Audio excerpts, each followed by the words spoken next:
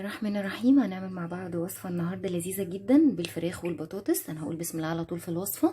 عندي هنا معلقة كبيرة عسل نحل، عليهم نص معلقة توم مفرومة، وكمان بشر برتقانة صغيرة. المنكهات ملح حسب الرغبة، وفلفل اسود وبابريكا وجنزبيل وبهارات فراخ، عصرة ليمونة كبيرة، والمكون الاساسي معايا عصرة برتقانة كمان. هقلب كل دوت مع بعضه. انا غاسله الفراخ كويس جدا بالملح والخل والدقيق وكمان الجنزبيل.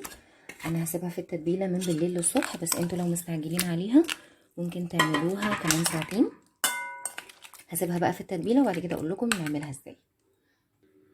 بعد مرور ليله كامله في التتبيله، انا كده كنت مخرطه بطاطس شرايح وكمان بصل شرايح رفيعه، حطيت عليها رشه فلفل اسود ومعلقه زيت. هبتدي انزل الفراخ عليها وعليها كمان التتبيله، ومشغله الفرن عندي مسبقا. هغطيها بس بورق فويل. هدخلها الفرن من ساعه لساعه ونص، بس بعد مرور نص الوقت هشيل الورقه الفويل علشان تاخد لون كمان وتبقى كويسه. بعد ما تستوي بقى هطلعها لكم بشكلها النهائي. شكلها بعد ما استوت، عايزه اقول لكم طعمها وريحتها بجد حلوه قوي، والبطاطس والفراخ دايبين جدا. اتمنى ان انتوا تجربوها، ويا ريت تسيبوا لي كومنت تقولوا لكم فيها ايه.